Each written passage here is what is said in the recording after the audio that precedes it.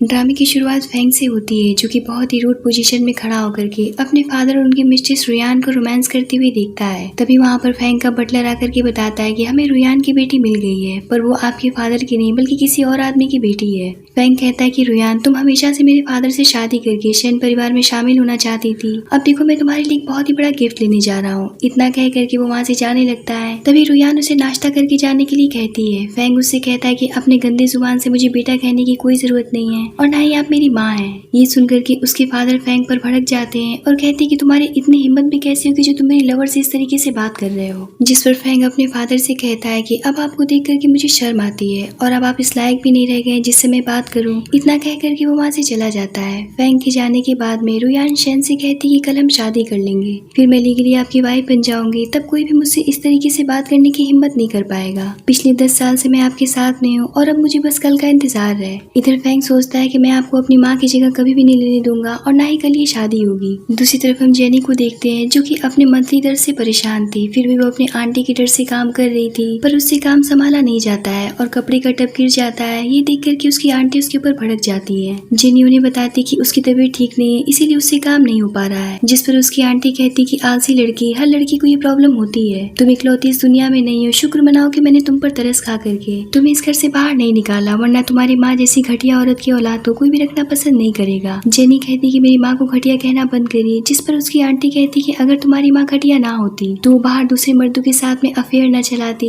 जब तुम्हारे पिता ने उसे रंगे हाथों पकड़ लिया तो उन्हें इतना बड़ा सदमा लगा कि वो आज तक घर वापस नहीं आए। इतना कह करके वो उसे मारना शुरू कर देती है और वो उसे इतना मारती है कि जेनी सोचती है कि शायद आज उसकी जिंदगी की आखिरी दिन होगी। तभी वहाँ पर फैंग की एंट्री होती है। जेनी तो उसे देख करके समझ ही नहीं पाती कि ये कौन है। फैंग जेनी से कहता है कि मैं तुम्हें यहाँ से ले जाने आया हूँ। जेनी उससे पूछती कि आप कौन है और आप मुझे कहाँ ले जाना चाहते हैं। फैंग उससे कहता है कि मैं तुम्हें तुम्हारी माँ के पास ले जाने आया हूँ। ये सुनकर के तो जेनी बहुत खुश हो जाती है, पर उसकी आंटी कहती है कि आखिर तुम कौन हो? क्या तुम्हें पता भी है कि मैंने इस लड़की को पाल पोस करके इतना बड़ा किया है और मैं तुम्हें इतनी आसानी से इसे यहाँ से नहीं ले जाने दूंगी। तभी बटलर उनके सामने पैसों से भरा बैग खोल करके रख देता है। पैसे देख करके तो उसकी आंटी जेनी को फौरन से फैंग के हाथों सौंप देती है। फैंग जेनी की इतनी बुरी कंडीशन देख करके उसे अपने जैकेट से कवर करता है। जहाँ कार में बैठ करके जेनी फैंग से अपनी मदर के बारे में बहुत सारे सवाल करने लगती है, क्योंकि उसे अपनी मदर का नाम तक पता नहीं था। फैंग उससे कहता है कि जब तुम अपनी मदर से मिलना तो खुद उनसे ये सारे सवाल कर लेना। जेनी की मासूमियत देख करके फैंग सोचने लगता है कि इतनी चालाक औरत की लड़की इतनी मासूम कैसे हो सकती है। जेनी भी सोचती कि आखिर ये इंसान कौन है।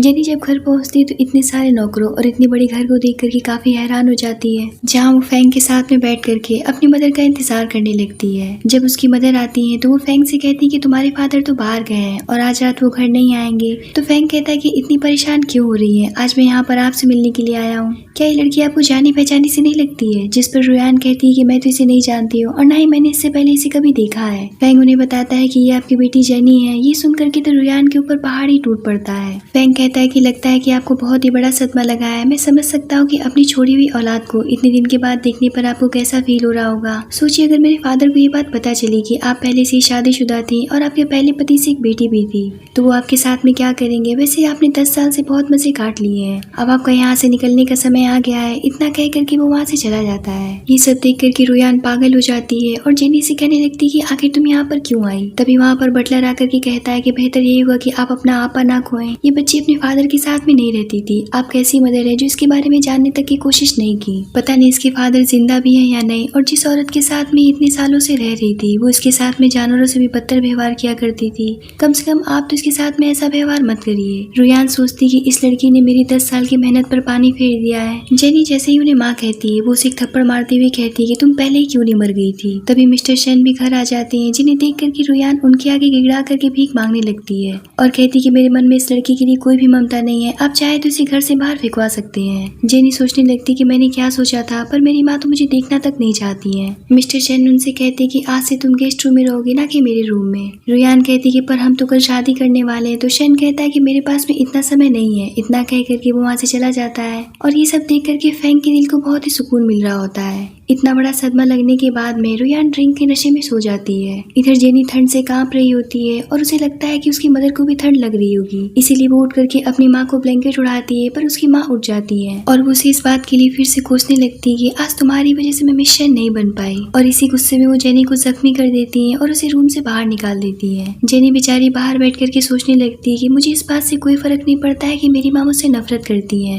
मैं उन्हें देख पाई यही मेरे लिए बहुत बड़ी बात है। तभी वहाँ पर फैंग आता है और उससे पूछता है कि तुम्हारे सर पर चोट कैसे लग गई, क्या तुम्हें दर्द नहीं हो रहा है, तुम्हारी माँ इतनी लापरवाह कैसे हो सकती है। जेनी कहती कि कोई बात नहीं है, मुझे इन सब की आदत है, पर मैं आपको दिल से शुक्रिया करना चाहती हूँ। तो फैंग पूछता है कि किस लिए। जेनी उससे कहती कि आप पहले वो ऐसे इंसान है जिसे मेरे जख्म दिखे हैं और आपने मेरी माँ से मुझे मिलाया है। फैंग सोचने लगता है कि मैंने तो तुम्हें सिर्फ एक मोहरे की तरह यूज किया है, फिर तुम मुझे अच्छा इंसान क्यों समझती हो। वो उसे अपना हैंकी देता है और अपने दिल में गिल्ट लिए वहाँ से चला जाता है। पर जैसा कि जेनी ने अपनी जिंदगी अनाथों की तरह काटी थी, इसीलिए फैंग की थोड़ी सी परवाह उसे बहुत अच्छी लगती है। सुबह होते ही मेड ब्रेकफास्ट के लिए उन्हें बुलाती है, जहाँ रुयान जेनी से कहती कि तुम्हें खाना नहीं मिलेगा, इसीलिए ब्रेकफास्ट टेबल पर आने की हिम्मत भी मत करना। इतना कह करके वो वहाँ से चली जाती है। काफी समय बीतने के बाद में जेनी को भूख लगने लगती है और वो भूख से तड़प करके खाने का सामान ढूंढने लगती है, जहाँ किचन में उसे डस्टबिन में एक ब्रेड मिलता है, जिसे निकाल करके वो खाने जा रही होती है। तभी फैंग उसका हाथ पकड़ करके उसे अपने साथ खींचते हुए ले जाता है और उससे कहता है कि क्या तुम भिखारी हो जो कूड़ेदान में से खाना निकाल करके खा रही हो। इतना कह करके वो उसे अपने साथ एक 5 स्टार होटल में लेकर के जाता है। पर जेनी ने इससे पहले ऐसा खाना कभी भी नहीं खाया था, वो काफी घबराई हुई थी।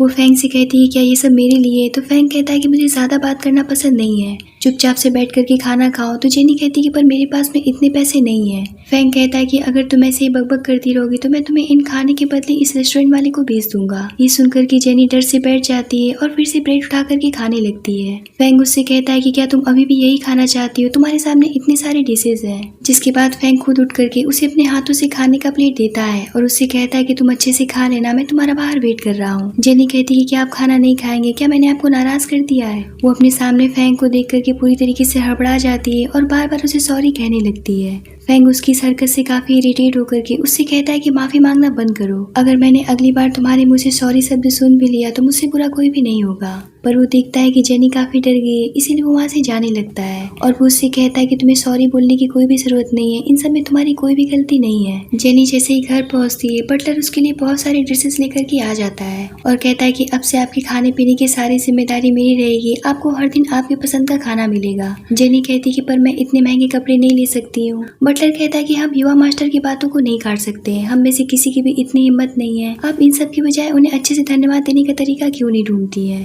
पर जेनी तो बचपन से ही इतनी कठिन परिस्थितियों से गुजरी थी, इसीलिए उसके लिए ये सब सपने जैसा लग रहा था। अगले दिन न्यू ईयर थी, इसीलिए वो फैंग के लिए अपने हाथों से विजुअल बनाने लगती है और सोचती कि मैं चाहती हूँ कि फैंग की सारी विशेष पूरी हो जाए। अगले दिन न्यू ईयर पार्टी शुरू हो जाती है, जहाँ जेनी पार्टी हॉल के बाहर खड़ी होकर के फैंग का वेट करने लगती है और उसके बाहर निकलती वो उसे अपना बनाया हुआ गिफ्ट दे देती है और उससे कहती है कि मैं चाहती हूँ कि आपकी सारी विशेष पूरी हो, इससे आप कोई भी विश मांगेंगे तो आपकी विश पूरी हो जाएगी। तो फैंग उससे कहता है कि मैं विश जैसी किसी भी चीज पर बिलीव नहीं करता हूँ। इतना कह करके वो उसके बनाए हुए गिफ्ट को फेंक देता है। तभी वहाँ पर फैंग की चचेरी बहन अनन आ जाती है और वो जेनी से कहती है कि मेरे भाई से दूर रहो, आज तुम्हारी वजह से फादर भाई को विदेश भेज रहे हैं क्योंकि भाई को तुम्हारी कुछ ज्यादा ही चिंता होने लगी थी। इतना कह करके वो उसके ऊपर हाथ उठा देती है, पर फैंग उसका हाथ पकड़ लेता है और कहता है कि तमीज में रहो, जिसके बाद वो वहाँ से चला जाता है। ये सब सुन करके जेनी बहुत दुखी हो जाती है कि आज उसी की वजह से फैंग के फादर उसे विदेश भेज रहे हैं। यही सोच करके वो उसके फादर से बात करने के लिए उनका वेट करने लगती है और उनके आते ही वो उनसे बात करने के लिए चली जाती है, जहाँ वो उसके फादर से कहती कि प्लीज मेरी वजह से आप फैंग को विदेश मत भेजिए, आप कहेंगे तो मैं ये घर छोड़ करके चली जाऊंगी। जिस पर उसके फादर कहते कि तुम्हें क्या लगता है कि इस घर में तुम्हारा कोई अस्तित्व है जो मैं तुम्हारी वजह से अपने बेटे को विदेश भेजूंगा। मैं तो उसकी आगे की पढ़ाई के लिए उसे बाहर भेज रहा हूँ, मैं नहीं चाहता हूँ कि मेरा बेटा यहाँ पर रह करके छोटी छोटी सी बातों पर ध्यान दे करके अपना समय बर्बाद करे। अब अगर तुम्हें मेरी बात समझ में आ गई हो तो तुम यहाँ से जा सकती हो। ये सब सुनकर के जेनी वहाँ से जाने लगती है। तभी रास्ते में उसे फैंग मिल जाता है। जब ये बात फैंग को पता चलती है तो वो जेनी के ऊपर भड़क जाता है और कहता है कि तुम अपने आप को समझती क्या हो, किससे पूछ करके तुम मेरी तरफ से मेरे फादर के सामने रिक्वेस्ट करने गई थी। मैं उस इंसान के सामने कभी भी नहीं झुकना चाहता हूँ क्योंकि वो ये सब डिजर्व ही नहीं करते हैं, पर आज तुम्हारी वजह से मुझे खुद पर बहुत गुस्सा आ रहा है। इतना कह करके वो वहाँ से चला जाता है। यहाँ पर जेनी ने अनजाने में फैंग के घाव को कुरेद कर रख दिया था क्योंकि उसके फादर उसे बचपन में भी घर और फैमिली से दूर भेज चुके थे और अब फिर से वो यही करने जा रहे थे। अगले दिन जेनी की माँ उससे कहती कि आज फैंग यहाँ से जा रहा है और ये हमारे लिए बहुत अच्छी बात है। ये सुनकर के जेनी उससे माफी मांगने के लिए दौड़ पड़ती करती है। इधर फैंग भी दरवाजे की तरफ देखता है क्योंकि वो एक बार जेनी को देखना चाहता था। फिर वो सोचता है कि आखिर मैं उसे क्यों देखना चाहता हूँ और फिर वो कार में बैठ जाता है। तभी जेनी भी वहाँ पर आ जाती है और कार के पीछे भागने लगती है। फैंग का भी दिल बैठा जा रहा था क्योंकि वो भी वहाँ से नहीं जाना चाहता था। इधर जेनी भी दौड़ती हुई कार के सामने आ जाती है। फैंग जब पीछे पलट करके देखता है तो वो जेनी को देख करके पागलों की तरह चिल्लाने लगता है और गाड़ी रोकने के लिए कहता है, पर उसके फादर ड्राइवर से कार रोकने से मना कर देते हैं। फैंग इस बात पर तड़प करके रह जाता है और अपने बटलर को फौरन से कॉल करके जेनी को हॉस्पिटल ले जाने के लिए कहता है। जिसके बाद वो अपने फादर से कहता है कि आज मुझे आपको अपना फादर कहते हुए शर्म आ रही है। मैं चाहता हूँ कि जेनी जितनी दर्द से तड़प रही है, गॉड आपको उससे 100 गुना ज्यादा दर्द दे। अब यहाँ से हमें पूरे 3 साल के बाद का समय दिखाया जाता है जहाँ फैंग के फादर हॉस्पिटल में एडमिट होते हैं और रुयान उनके सामने बहुत बुरी तरीके से रो रही होती है। डॉक्टर बताते हैं कि अभी वो खतरे से बाहर है, आप यहाँ पर शोर मत मचाइए, उन्हें आराम की जरूरत है। पर जेनी नोटिस करती है कि उसकी मदर तो मिस्टर सेन से भी प्यार नहीं करती है, वो तो बस रोने का नाटक कर रही थी और उन्हें तो सिर्फ उनके पैसों से प्यार है। उसकी मदर जेनी से कहती कि मैंने सुना है कि आज फैंग वापस आ रहा है, अब पता नहीं वो हमारे साथ में क्या करेगा। फैंग का नाम सुन करके जेनी खुश हो जाती है, जिस पर उसकी मदर कहती कि ज्यादा खुश होने की जरूरत नहीं है, फैंग चैन परिवार का इकलौता वारिस है और सारी सत्ता अब उसके हाथ में है। अब तो जल्दी वो हमें घर से बाहर निकाल देगा। इससे पहले कि वो मुझे निकाले मैं सारे कीमती सामान जाकर के पैक कर लेती हूँ। जेनी सोचने लगती कि पता नहीं मैं फैंग को याद होंगी भी या नहीं। दूसरी तरफ हम फैंग को वापस आता हुआ देखते हैं जहाँ वो जेनी के दिए हुए उस विशवेल को देखते हुए कहता है कि पता नहीं उसके साथ में क्या हुआ होगा। जिस पर बटलर उसे बताता है कि 3 साल पहले उस कार दुर्घटना में जेनी बहुत बुरी तरीके से घायल हो गई थी, पर आपकी कॉल आती मैंने वैसे ही किया जैसा आपने मुझसे कहा था। मैंने उनका अच्छे से ट्रीटमेंट कराया और आज वो बिल्कुल ठीक है। ये सुनकर के फैंग बहुत खुश हो जाता है, पर फिर वो ऐसा प्रिटेंड करने लगता है कि जैसे वो अपने फादर के बारे में पूछ रहा था, ना कि जेनी के बारे में। पर बटलर तो उसकी स्माइल देख करके समझ जाता है। फैंग उससे कहता है कि मेरे घर पहुंचने से पहले रुयान मुझे दिखनी नहीं चाहिए। अब जैसा कि जेनी उसकी बेटी थी तो उन दोनों को ही घर से बाहर निकाल दिया जाता है, जहां बटलर रुयान से कहता है कि युवा मास्टर आपकी शक्ल तक नहीं देखना चाहते हैं और आप यहाँ से कुछ भी नहीं ले जा सकती हैं क्योंकि इस घर की किसी भी चीज पर आपका कोई भी अधिकार नहीं है। अब रुयान सड़क पर आ जाती है, ना ही उसके पास घर था और ना ही पैसे थे, तो जेनी उसे अपने बचाए हुए पैसे दे देती है जिसे वो कई सालों से सेव करती आ रही थी। पैसे पा करके उसकी मदर बहुत खुश हो जाती है और कहती कि चलो हमें किसी होटल में रुकना चाहिए। रास्ते में जेनी को फैंग की कार दिखती है, पर फैंग उसे इग्नोर कर देता है। ये देख करके जेनी सोचती कि शायद मैं फैंग से अब कभी भी नहीं मिल पाऊंगी क्योंकि हम दोनों की दुनिया बिल्कुल अलग है। इधर फैंग जब घर पहुंचता है तो बटलर बताता है कि जैसा आपने कहा था हमने रुयान का सारा सामान इस घर से बाहर फेंकवा दिया है। फैंग जेनी के रूम को देखता है और किसी से भी उस रूम को छूने से मना करता है। दूसरी तरफ जेनी की मदर उसके दिए हुए सारे पैसे कसीनो में हार जाती है और वो उससे कहती कि तुम्हें फैंग के पास जाकर के उससे पैसे मांगने होंगे क्योंकि मैंने देखा था कि वो तुम्हारी कैसे परवाह करता था। जेनी कहती कि ऐसा मैं नहीं कर सकती, ये बहुत ही शर्मनाक होगा, पर उसकी मदर उसकी एक बात नहीं सुनती है और उसे रूम से बाहर निकाल देती है और कहती कि तुम पैसे नहीं लाई तो मैं अपनी जान दे दूंगी। अब जेनी के पास में कोई भी रास्ता नहीं बचता है और वो शैन मेंशन के बाहर खड़ी होकर के फैंग के दिए हुए हैंकी को देख करके उसे याद करने लगती है। तभी वहाँ पर बटलर आता है और उसे समझाता है कि तुम्हें यहाँ पर वापस नहीं आना चाहिए था। जेनी कहती है कि बस मैं एक बार फैंग से मिलना चाहती हूँ। बटलर कहता है कि अब मिस्टर शेन ने अपने बेटे को उत्तराधिकारी बना दिया है और अब वो इस घर के हेड नहीं रहे और फैंग तुम्हारी माँ से बहुत नफरत करते हैं, तो बेकार की कोशिशें करना बंद कर दो। पर जेनी उनकी एक बात नहीं मानती है और फैंग का इंतजार करने लगती है और इंतजार करते करते बहुत रात हो जाती है और बर्फ भी गिरने लगती है। तो फैंग से ये सब देखा नहीं जाता है और वो बाहर आ जाता है। फैंग को देख करके तो जेनी के फेस पर स्माइल आ जाती है, पर फैंग उसकी मदर से इतनी नफरत करता था कि वो जेनी से कहने लगता है कि अब तुम भी अपने मदर के नक्शे कदम पर चलने लग गई हो जो इतनी आधी रात को यहाँ पर चली आई। तुम माँ बेटी दोनों ही एक जैसे हो जो कि पैसों के लिए कुछ भी कर सकते हो, जिन्हें अपनी इज्जत का बिल्कुल भी ख्याल नहीं है। जेनी कहती कि मिस्टर फैंग मेरी इंसल्ट करने से पहले मुझसे एक बार पूछ तो लेते कि मैं यहाँ पर क्यों आई थी। मैं तो बस आपका हैंकी वापस करना चाहती थी और उस गलती के लिए माफी मांगना चाहती थी जो मैंने 3 साल पहले आपके फादर से बात करके की थी। और हाँ, आपने मुझे मेरी माँ से मिलाया, इस बात के लिए मैं आपका दिल से शुक्रिया करना चाहती हूँ। मैं आशा करती हूँ कि आपके फादर जल्दी ठीक होकर के घर आ जाएंगे। बस मुझे इतना ही कहना था। इतना कह करके वो वहाँ से चली जाती है, पर रास्ते में ही उसे कुछ गुंडे परेशान करने लगते हैं। तभी वहाँ पर जैन की एंट्री होती है जो कि प्रोफेशन से एक डॉक्टर है और वो उसे उन गुंडों से बचा करके अपने साथ ले जाता है। जेनी की जब आँख खुलती है तो जैन उसे बताता है कि कल रात तुम रास्ते में बेहोश हो गई थी, इसीलिए मैं तुम्हें अपने साथ यहाँ पर ले आया। जेनी कहती कि मैं यहाँ पर और नहीं रुक सकती हूँ वरना मुझे यहाँ का बिल पे करना होगा। जैन कहता है कि तुम्हें बिल पे करने की जरूरत नहीं है बल्कि आराम की जरूरत है क्योंकि तुम्हें तेज बुखार है। तो जेनी उसे पूछती कि क्या आप मुझे जानते हैं। तो जेन कहता है कि मैंने तुम्हें मिस्टर सेन के साथ में एक पार्टी में देखा था और उस दिन तुम्हें हॉस्पिटल में भी देखा था जहाँ तुम्हारी मदर रो रही थी, और मैं तुम्हें बताना चाहता हूँ कि मिस्टर सेन हमारे फैमिली के काफी क्लोज है। तभी जेनी के पास में उसकी मदर की कॉल आती है जो उससे कहती है कि मैंने तुम्हें पैसे लेने के लिए भेजा था, आखिर तुम कहाँ मर गई जो अभी तक यहाँ पर नहीं पहुंची हो। पैसे ना देने पर अब होटल वाले भी मुझे यहाँ से बाहर निकाल रहे हैं। तभी जेन उसके हाथ से फोन लेकर के उसकी मदर से कहता है कि आपकी बेटी हॉस्पिटल में है, तो बेहतर ये हुआ कि आप उसकी मदद करिए। इतना कह करके वो कॉल काट देता है और जेनी से आराम करने के लिए कह करके उसका फोन लेकर के अपने साथ चला जाता है और बाहर जाकर के सोचता है कि फैंग मैं तुमसे तुम्हारा सब कुछ छीन लूंगा। अब इसकी फैंग से क्या दुश्मनी है ये तो हमें आगे ही पता चल पाएगा। जेनी जब अपनी माँ के पास वापस जाती है तो वो उसके लिए न्यू ड्रेस खरीद करके रखी होती है। ये सब देख करके तो जेनी समझ ही नहीं पा रही होती कि आखिर उसकी मदर ये सब क्यों कर रही है और उनके पास में इतने पैसे कहाँ से आए। रुयान जेनी से कहती कि आज रात मेरी एक दोस्त की कंपनी में वाइन पार्टी है जहाँ तुम्हें जाना होगा, तुम्हारे एक रात के बदले वो तुम्हें 100 मिलियन देगा। ये सुनकर के जेनी कहती कि आखिर ये किस तरीके की पार्टी है जिसके बदले मुझे 100 मिलियन मिल रहे हैं। आखिर आप कैसी माँ है जो कि अपनी ही बेटी को ऐसी जगहों पर भेज रही है। अगर मेरे साथ में कुछ हो गया तो क्या इस बात से आपको बहुत खुशी मिलेगी। रुयान देखती कि मामला बिगड़ रहा है तो वो उसे इमोशनली ब्लैकमेल करने लगती है और कहती कि आज तुम्हारी वजह से मैं शैन से शादी नहीं कर पाई हूँ और तुम्हारी वजह से मेरी जिंदगी खराब हो गई। ये सब सुनकर के जेनी मजबूर हो जाती है और उसकी बात मान करके तैयार हो जाती है, जिसके बाद जेनी की मदर उसे अपने दोस्त रिंगा के हवाले कर देती है जो कि एक नंबर 1 का ठरकी लग रहा था। वो उसे एक पुड़िया देते हुए कहती कि अगर ये ज्यादा चिकचिक करेगी तो इसे खिला देना। रिंगा कहता है कि मेरे लिए तो ये सब बहुत मजेदार है पर तुम्हारी जैसी माँ किसी को भी ना मिले।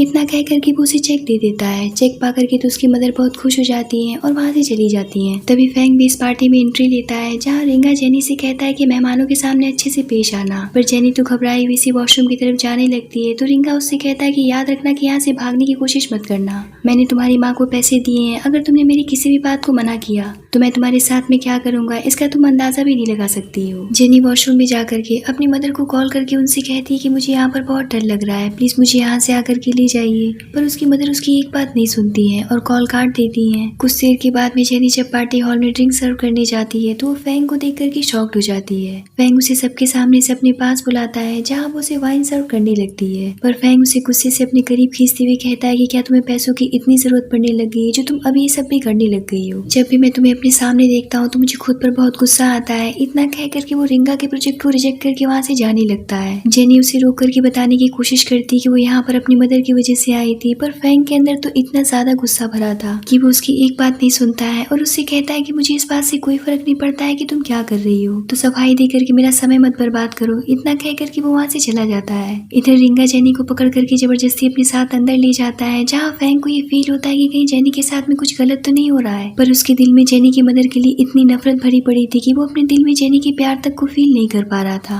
तभी फैंग के सामने से 2 वेट्रेस आपस में बात करती हुई जा रही थी कि उस लड़की की मदर कितनी हर्टलेस है जो कि पैसों के लिए अपने ही बेटी को एक बूढ़े आदमी के हाथों बेच दी है। इधर रिंगा जेनी से कहता है कि आज तुम्हारी वजह से मुझे पूरी 5 मिलियन का नुकसान हुआ है। मिस्टर फैंग ने हमारे प्रोजेक्ट को ठुकरा दिया है, अब तुम्हें इसकी कीमत तो चुकानी पड़ेगी। इतना कह करके वो उसे मारने जा रहा होता है। तभी वहाँ पर फैंग आ जाता है और उससे कहता है कि अगर तुमने इसे हाथ भी लगा दिया तो मैं तुम्हारी जान ले लूंगा। रिंगा उसे देख करके वहाँ से भाग खड़ा होता है, जिसके बाद फैंग जेनी को अपनी जैकेट उड़ाते हुए कहता है कि क्या तुम ठीक हो? क्या पैसे कमाने के लिए ऐसे काम करते हैं? कम से कम कोई अच्छा रास्ता ढूंढो या फिर हमेशा ही किसी दूसरे के हाथ का खिलौना बनना पसंद करती रहोगी। जेनी फैंग को उसे बचाने के लिए थैंक्स करती है और बाहर निकल करके वो उससे पूछती कि आप मेरी इतनी परवाह क्यों करते हैं, जिस पर फैंग कहता है कि इस भूल में भी मत रहना कि मैं तुम्हारी परवाह करता हूँ। इतना कह करके वो वहाँ से चला जाता है। जेनी जब अपनी मदर के पास पहुंचती है तो वो उनसे पूछती कि जब मैं आपको पसंद नहीं थी तो आपने मुझे जन्म क्यों दिया। इस बात पर उसकी मदर उसे एक थप्पड़ मारते हुए कहती कि ये मत भूलना कि अगर तुम्हें मेरे साथ रहना है तो तुम्हें मेरी सारी बात माननी पड़ेगी। तभी उसकी मदर के पास में रिंगा की कॉल आती है जो कि उससे अपने पैसे वापस मांगने लगता है और कहता है कि तुमने मुझे पहले क्यों नहीं बताया था कि तुम्हारी बेटी का फैंग के साथ में कोई लेना देना है। वो मेरे साथ में रहने के बजाय फैंग के साथ में चली गई थी। और ये सब जानने के बाद में जेनी की मदर उसे एक थप्पड़ मारते हुए कहती है कि मैंने तुम्हें रिंगा के साथ में नाइट एक्सपेंड करने के लिए वो नशा दिया था, ना कि फैंग के साथ में मुंह काला करवाने के लिए। ये सुनकर के तो जेनी को सदमा ही लग जाता है कि उसकी मदर इतना गिर जाएंगी कि वो अपनी बेटी को नशा देकर के उसकी इज्जत किसी और के हाथों बेच देंगी। पर जेनी ने तो उस ड्रिंक को पिया ही नहीं था, इसीलिए वो ठीक थी। उसकी मदर उससे कहती है क्या तुम भूल गई हो कि फैंग ने हमें घर से बाहर निकाला है? तुम्हें क्या लगता है कि वो तुम्हें चाहता है? वो सिर्फ और सिर्फ तुमसे नफरत करता है। उसका बस चले तो वो तुम्हारे टुकड़े टुकड़े कर डालेगा। तो जेनी कहती कि वो आपसे नफरत करता है जिसकी शिकार मैं भी हो रही हूँ। तभी वहाँ पर रिंगा अपने गुंडों के साथ में आ जाता जाता है और उसकी मदर से कहता है कि अगर तुमने मेरे पैसे वापस नहीं किए तो आज मैं तुम्हें जान से मार डालूंगा।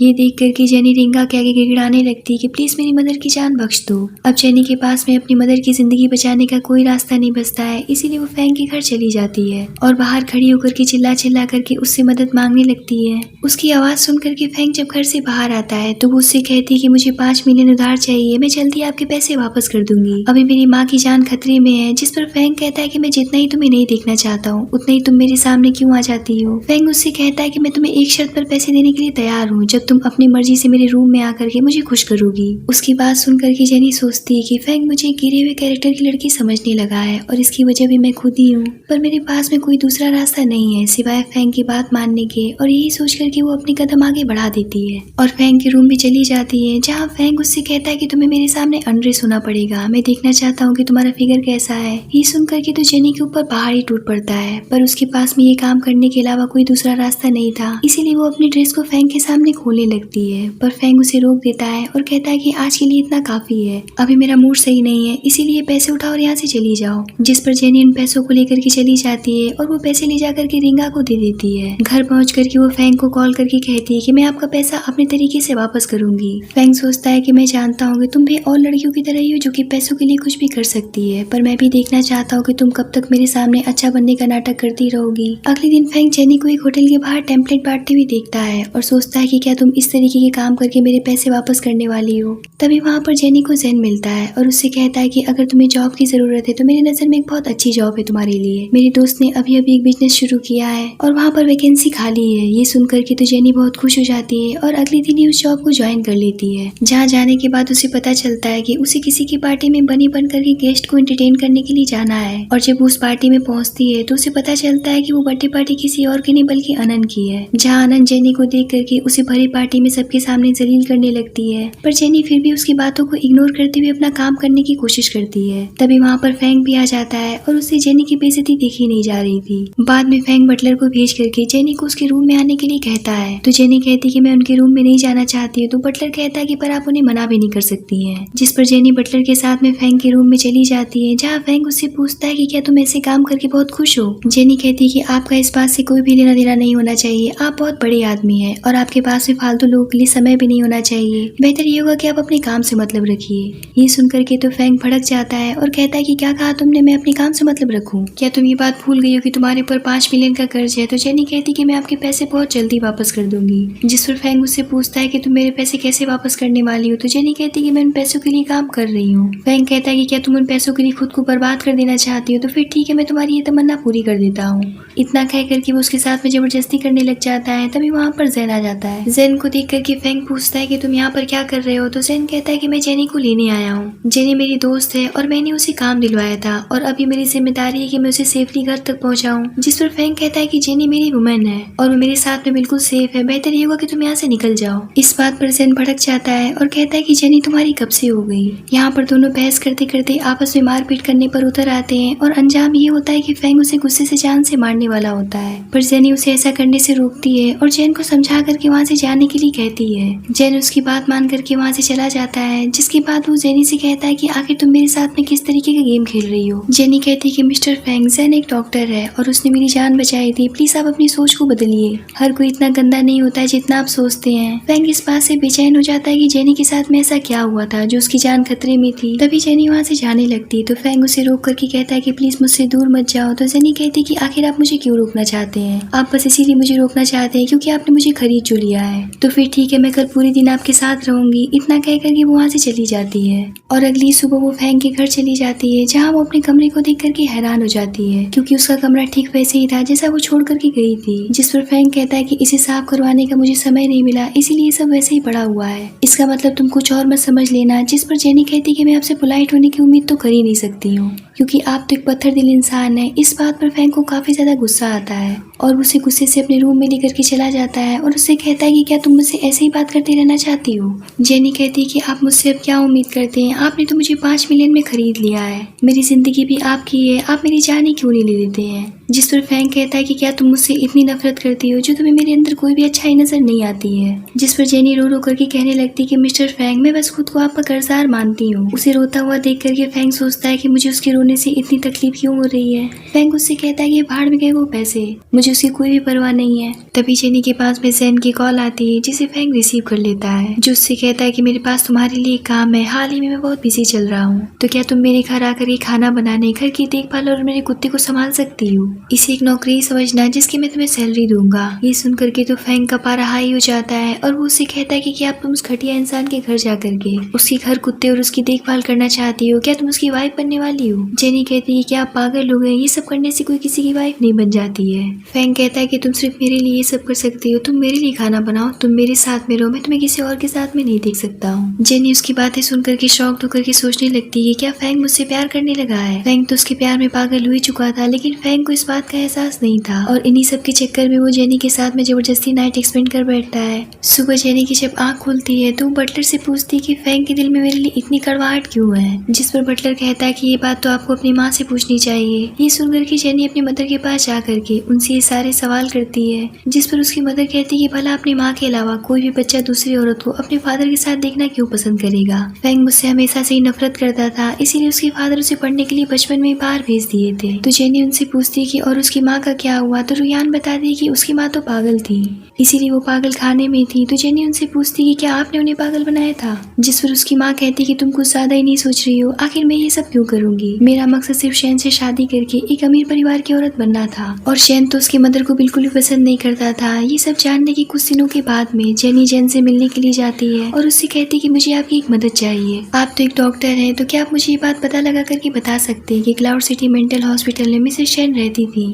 आखिर उनके साथ में क्या हुआ था। तो जैन कहता है कि ठीक है, मैं तुम्हें इस बारे में पता करके बताता हूँ। तभी फैंग भी इन्हें साथ में देख लेता है और जेनी को मैसेज करके एक रेस्टोरेंट में बुलाता है, जहाँ जेनी पहली बार की तरह ब्रेड उठाती है खाने के लिए और यहाँ पर दोनों एक दूसरे को देख करके सोचने लगते हैं कि क्या हम हमेशा के लिए साथ नहीं रह सकते हैं। जिसके बाद फैंग उसे अपने घर ले जाता है और अपने साथ रात की डिनर पार्टी में ले जाने के लिए उसे नौकरों से कह करके तैयार करवाता है। जेनी जब रेडी हो जाती है तो फैंग उसे देख करके देखता ही रह जाता है, पर पार्टी में जाने पर जेनी को अनन और उसकी मदर मिल जाती है, जिसे देख करके अनन फिर से उसे झगड़ा करने लगती है। तो जेनी कहती कि अपनी हद में रहो, मैं यहाँ पर तुम्हारे भाई के साथ में आई हूँ। तभी अनन की मदर भी उसे जलील करने लगती है और वो उसे पैसे देते हुए फैंग का पीछा छोड़ने के लिए कहती है। तभी वहाँ पर फैंग आ जाता है और अपने आंटी से कहता है कि आप मेरी जिंदगी में इंटरफेयर नहीं कर सकती हैं, ये हक मैंने किसी को भी नहीं दिया है। इतना कह करके वो जेनी को अपने साथ लेकर के बाहर चला जाता है, जहाँ जेनी गुस्से से कहती कि आप जानबूझकर के मुझे यहाँ पर बेइज्जत करवाने के लिए लाए थे। तो फैंग कहता है कि क्या तुम पागल हो गई हो, क्या तुम हमेशा ही मुझे गलत समझती रहोगी। तभी जेनी बेहोश हो जाती है, जहाँ फैंग को पता चलता है कि जेनी प्रेग्नेंट है, पर जेनी फैंग से कहती कि मैं ये बच्चा नहीं रखना चाहती हूँ। जिस पर फैंग बहुत पोलाइट होकर के कहता है कि तुम ये फैसला अकेले नहीं ले सकती हो, क्योंकि ये बच्चा मेरा भी है और तुम अभी बहुत कमजोर हो, तुम्हें देखभाल की जरूरत है। इतना कह करके वो वहाँ से चला जाता है, जहाँ जेनी सोचने लगती है कि क्या सच में फैंग उसके बच्चे को एक्सेप्ट करना चाहता है। इधर फैंग एक स्टोर में जाकर के सोचता है कि मैंने क्या कर दिया, जेनी तो रुयान की बेटी है जिससे मैं इतनी नफरत करता हूँ और आज उसके प्रेग्नेंट होने पर मैं कितना खुश हो रहा हूँ, पर इसमें जेनी और उसके बच्चे की कोई भी गलती नहीं है। तभी उसके पास में ज़ेन की कॉल आती है और वो उससे कहता है कि मैं तुम्हारे बच्चे को इस दुनिया में नहीं आने दूंगा। ये सुनकर के फैंग शॉक्ड हो जाता है। ज़ेन सोचता है कि आज मैं अपना बदला पूरा करके रहूंगा। जिसके बाद वो जेनी के वार्ड में जाकर के उससे कहने लगता है कि जेनी तुम एक अच्छी लड़की हो और तुम एक अच्छी माँ भी बनोगी, पर दिक्कत की बात तो ये है कि इस बच्चे का फादर फैंग है। तो जेनी कहती कि आप ऐसे क्यों बोल रहे हैं। ज़ेन कहता है कि अभी अभी मैं फैंग से मिल करके आ रहा हूँ और उसने मुझसे कहा है कि उसे ये बच्चा नहीं चाहिए, वो तुम्हें कभी भी एक्सेप्ट नहीं करेगा। आज तुम इस बच्चे को जन्म दे भी देती हो तो उसे नाजायज का नाम मिलेगा। क्या तुम ऐसी जिंदगी उसे देना चाहती हो? बेहतर यही होगा कि तुम इस बच्चे को इस दुनिया में मत लाओ। मैं खुद तुम्हारी सर्जरी करने के लिए तैयार हूँ। पर जेनी उसकी एक बात नहीं सुनती है और कहती कि सबसे पहले मैं एक माँ हूँ और ये मेरा फैसला है कि मैं अपने बच्चे को जन्म देना चाहती हूँ। ज़ेन सोचता है कि जेनी तो उसके भड़कावे में आ ही नहीं रही है, तो वो उसे जबरदस्ती बेहोश कर देता है। इधर फैंग भागते हुए हॉस्पिटल आता है तो वो जेनी को बेहोशी की हालत में पा करके बहुत परेशान हो जाता है। तभी पीछे से ज़ेन आकर के फैंग को इंजेक्शन लगा करके बेहोश कर देता है। फेंग जब होश में आता है तो वो खुद को जेन के कब्जे में पाता है। फेंग उससे पूछता है कि आखिर तुम ये सब क्यों कर रहे हो, तो जेन कहता है कि अभी मैंने कुछ किया ही कहा है, बस 30 मिनट के अंदर जेनी और उसका बच्चा ऊपर चले जाएंगे। फेंग उससे पूछता है कि आखिर तुम कौन हो और तुम किस बात की हमसे दुश्मनी निभा रहे हो, तो जेन उससे कहता है कि मैं तुम्हारा भाई हूँ। तुम्हारे फादर ने मेरी माँ को धोखा दिया था। जब वो प्रेग्नेंट हो गई थी तो वो उन्हें दिलासा देकर के दूसरे शहर भेज दिए कि वो जल्दी आकर के उनसे शादी कर लेंगे, पर उन्होंने तुम्हारी माँ से शादी कर लिया क्योंकि वो एक अमीर परिवार से बिलोंग करती थी, और इधर मेरी माँ इस बात से घुट घुट कर मर गई। वो फेंग के फादर से पूछता है कि आखिर आपने मेरी माँ के साथ में ऐसा क्यों किया। उसके फादर जेन से डर करके फेंग से उन्हें बचाने के लिए कहने लगते हैं, पर फेंग उस इंजेक्शन की वजह से खड़ा तक नहीं हो पा रहा था। जेन फेंग से कहता है कि चलो मैं तुम्हारे फादर की तुम्हें एक और वाहियात सच्चाई बताता हूँ जो मुझे हाल ही में पता चली है। क्या तुम्हें पता है कि तुम्हारी माँ हॉस्पिटल से कहाँ गायब हो गई थी। अपनी मदर का नाम सुन करके फेंग उससे अपनी माँ के बारे में पूछने लगता है। जेन कहता है कि मैंने जेनी के कहने पर ये छानबीन की, जिससे मुझे ये पता चला कि अब वो इस दुनिया में नहीं रही और उन्हें जान से मारने वाला कोई और नहीं बल्कि तुम्हारे फादर है, क्योंकि तुम्हारी माँ के ही नाम पर सारा पैसा और प्रॉपर्टी थी, जिसकी वजह से इस इंसान ने उनसे शादी की थी। जब तक वो मरते नहीं तब तक इनके नाम पर वो सारी चीजें होती नहीं, इसीलिए तुम्हारे फादर ने तुम्हारी माँ को मार डाला। ये सुनकर के फेंग अपने फादर से पूछता है कि क्या ये सच है, लेकिन उसके फादर अब भी सच्चाई कबूल नहीं करते हैं, जिस पर जेन उनसे कहता है कि अगर आप अपनी जिंदगी चाहते हैं तो अभी से भी सारी सच्चाई कबूल कर लीजिए। ये सुनकर के फेंग के फादर डर जाते हैं और वो ये बात कबूल कर लेते हैं कि उन्होंने फेंग की मदर को पैसों के लिए मार डाला। उनकी शुरू से ही प्लानिंग थी। जेन फेंग से कहता है कि इस आदमी ने हम दोनों की मदर की जिंदगी बर्बाद कर दी, अब तुम खुद इस इंसान को अपने हाथों से मार डालो। तो फेंग कहता है कि तुम सही कह रहे हो। फेंग अपने फादर से पूछता है कि क्या आपने ये सब रुयान के साथ में मिलकर के किया था, तो जेन कहता है कि मुझे ये बात पता है कि इन सब में रुयान का कोई भी हाथ नहीं है, वो तो बस एक पैसे की लालची औरत थी। और रही बात जेनी की, तो बिल्कुल मासूम है, वो सिर्फ अपनी मदर की वजह से सबकी नजरों में नफरत का शिकार बनती आई है। फेंग कहता है कि सब बताने के लिए धन्यवाद, लेकिन मैं अपने हाथों में कानून को नहीं ले सकता हूँ। यहाँ पर फेंग और जेन की जम करके फाइटिंग शुरू हो जाती है। तभी जेनी भी होश में आ जाती है, लेकिन तब तक इतनी ज्यादा बात आगे बढ़ जाती है कि दोनों एक दूसरे की जान लेने पर उतर आते हैं, जिसमें फेंग बहुत बुरी तरीके से जख्मी हो जाता है और बेहोश हो जाता है। जहाँ जेन जेनी से कहता है कि मैंने तुम्हारे साथ और तुम्हारे बच्चे के साथ में कुछ भी नहीं किया है, वो तो बस सबको डराने के लिए मैंने ग्लूकोज चढ़ाने का तुम्हें नाटक किया था, इतना कह करके वो अपना दम तोड़ देता है। इधर हम रुयान को देखते हैं जो कि टीवी न्यूज में देखती है कि उसके पहले पति जिंदा हैं, जो कि देश के लिए सीक्रेट एजेंट के तौर पर काम कर रहे थे। ये देख करके रुयान कहती है कि पति मैं आपके पास वापस आ रही हूँ। कुछ महीनों के बाद में हम जेनी को सेन के ग्रेव पर देखते हैं, जहाँ वो उसे बताती है कि मिस्टर सेन को उम्र कैद की सजा सुनाई गई, पर उन्हें जेल में अटैक आ गया जिसकी वजह से उनकी मौत हो गई। मैं आशा करती हूँ कि अब तुम अपने दिल से नफरत दूर कर दोगे और जहाँ भी रहोगे वहाँ खुश रहोगे। गॉड तुम्हारी आत्मा को शांति दे। तभी वहाँ पर फेंग आता है और जेनी को बहुत प्यार से अपना जैकेट उड़ाते हुए कहता है कि अब हमें घर चलना चाहिए। यहाँ पर फेंग ने पूरी इज्जत के साथ में जेनी के साथ शादी कर लिया होता है और वो उसे अपने घर लेकर के चला जाता है, और इसी के साथ में इस ड्रामे की यहीं पर हैप्पी एंडिंग होती है।